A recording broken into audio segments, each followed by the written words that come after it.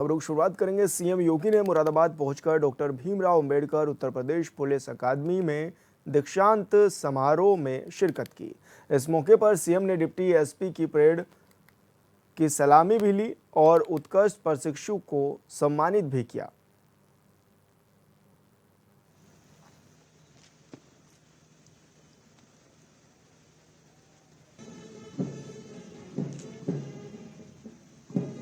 आदरणीय प्रधानमंत्री जी ने स्मार्ट पुलिसिंग की एक अवधारणा दी है। ये स्मार्ट पुलिसिंग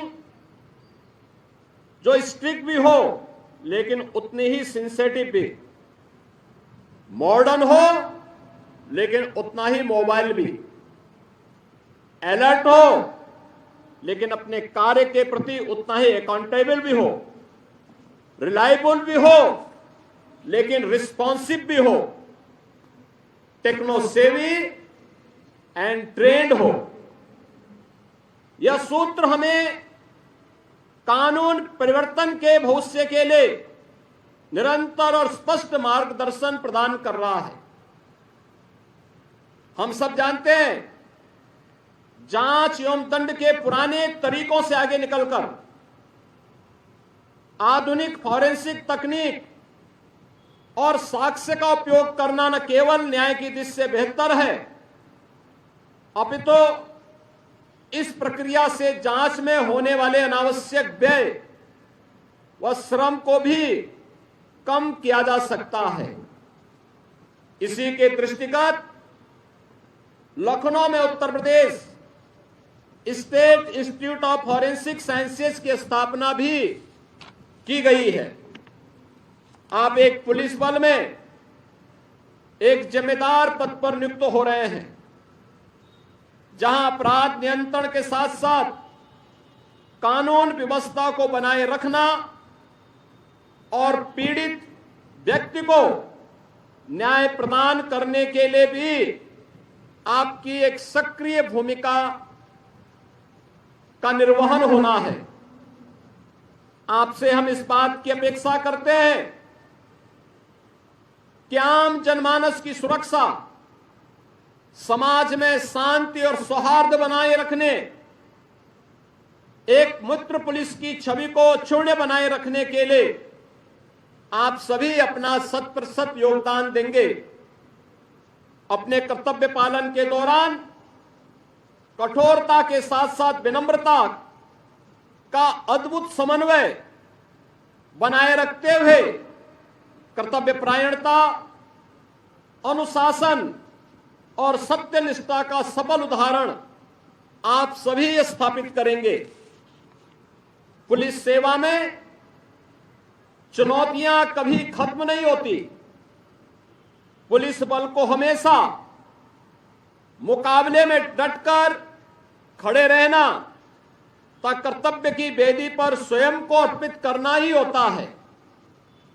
समाज का जनमानस में पुलिस की यूनिफॉर्म को देखकर सुरक्षा और विश्वास का भाव जागृत होना चाहिए। आपको उनके विश्वास को सही साबित करना है, उन्हें सुरक्षा प्रदान करना है।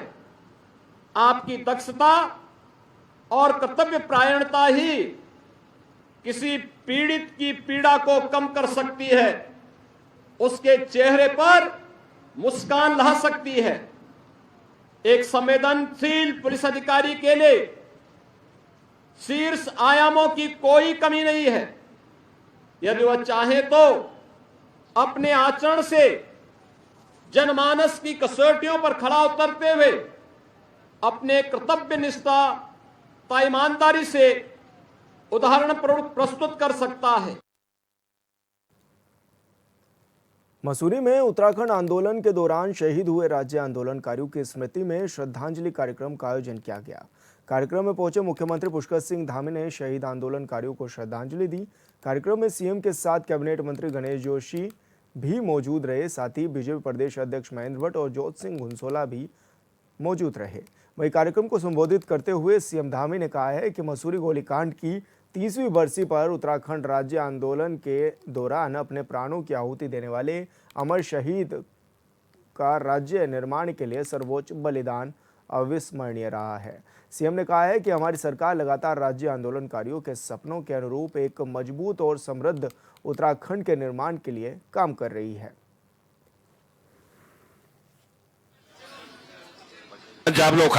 हमने आंदोलनकारियों के बलिदानियों के परिवारों के प्रति जो 3,000 रुपए मानसिक पेंशन की सुविधा भी शुरू की।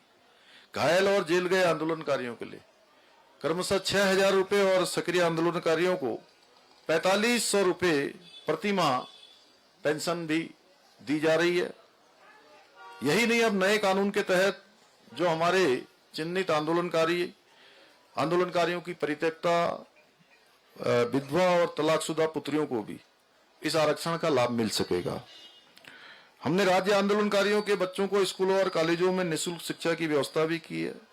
सरकारी बसों में निःशुल्क यात्रा का भी प्रावधान कराया जा रहा है।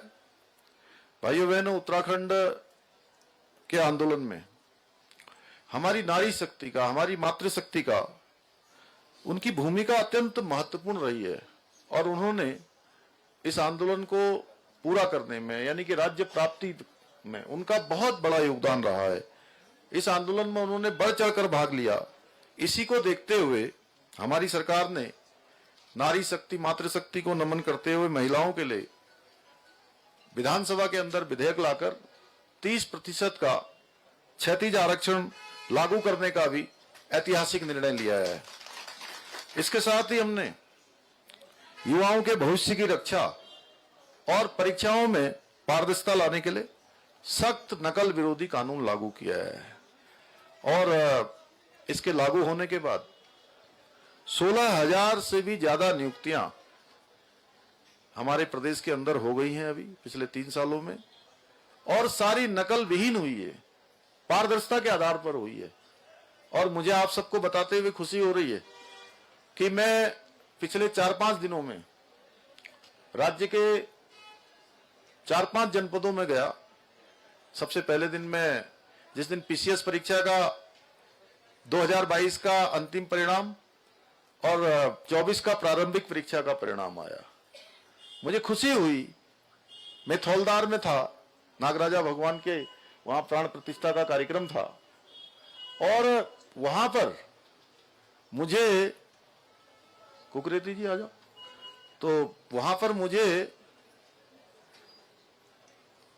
कुछ जो प्रतिभागी बच्चे हमारे, जिनका परीक्षाओं में चयन हुआ था, उनके माता पिता मिले और धन्यवाद देने लगे।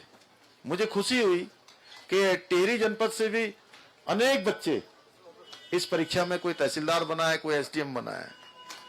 और फिर मैं अगले दिन चंपावत गया।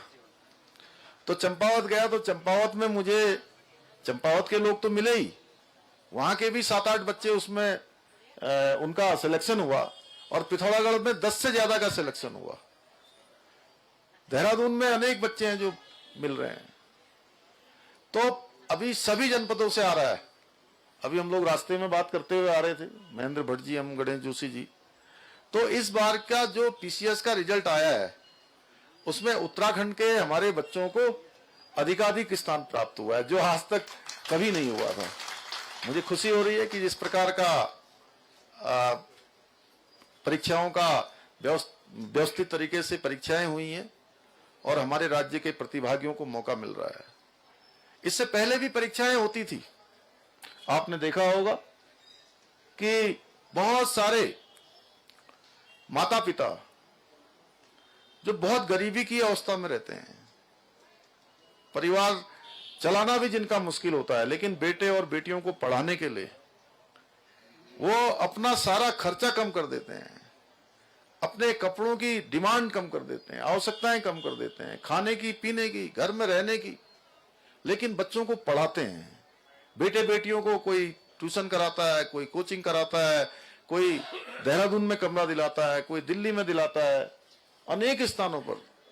लेकिन उनका नंबर नहीं आता था, क्योंकि नंबर उनका आ जाता था जो नकल माफियाओं के साथ साठगांठ करते थे भाइयों बहनों। और ये नकल माफियाओं का यह अपराध जैसे हमारे सामने आया, मैंने तय किया किसी भी कीमत पर मैं अपने भाई बहनों के साथ, अपने युवाओं के साथ, अब उनके भविष्य के साथ खिलवाड़ नहीं होने देंगे हम। और हमने इस पर कार्रवाई शुरू करी। कार्रवाई शुरू करने पर 100 से भी ज्यादा नकल माफियाओं को जेल की सलाखों के पीछे भेजने का काम हुआ। इतना ही नहीं, उसके बाद हमने कहा कि ये जो ये बीमारी है ये जड़ से समाप्त होनी चाहिए, इसका पूरा उपचार होना चाहिए। और हम नकल का सख्त कानून लेकर आए, देश भर का सबसे सख्त नकल का कानून लेकर आए, जिसमें हमने उम्र कैद तक की सजा का प्रावधान किया और सारी संपत्ति जब्त करने का प्रावधान किया। उसी का परिणाम हुआ कि सारी परीक्षाएं आज पारदर्शिता से हो रही हैं, निष्पक्ष तरीके से हो रही हैं और हमारे युवाओं का भी आज मनोबल